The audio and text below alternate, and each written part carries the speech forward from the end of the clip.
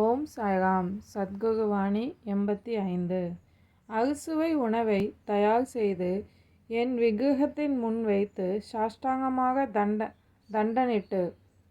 சாஷ்டாங்கமாக நமஸ்காரம் செய்து பாபாவிற்கு நைவேத்தியம் படைத்தேன் என்று நீ திருப்தியடைந்தால் அந்த திருப்தி எனக்கு தோன்றாது.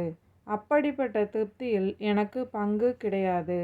எதை எனக்கு நைவேத்தியமாக சமர்ப்பித்தாயோ அந்த பதார்த்தத்தை முதலில் பேச முடியாத வாயில்லா உயிர்களுக்கு கொஞ்சம், ஏழை எளியோர்களுக்கு கொஞ்சம், பக்தர்களுக்கு கொஞ்சம் கொடுத்து பின்னர் நீ புசிக்க வேண்டும்.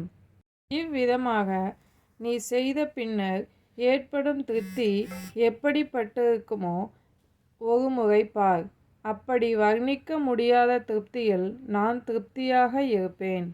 எங்கு ஏழை எளியவர்கள், ஊனமுற்றோர், வயதானவர்கள் ஆதரிக்கப்படுகிறார்களோ அங்கு நான் இருப்பேன்.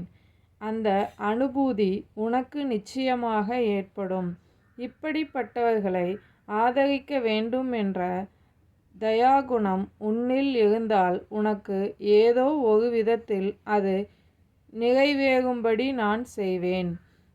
என் ஒருவனுக்கே அது சொந்தம் என்று நீ நினைத்தால் அங்கு எனக்கு என்ன வேலை?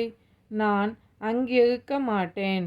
நீ எனக்கு செய்யும் ஆராதனை ஏழை எளியோர்கள் மூலமாகவே என்னை அடைகிறது. உணவு எனது சொரூபம். அதை 10 நபர்களுக்கு அளி. என்னை ஆனந்தம் அடையும்படி செய்.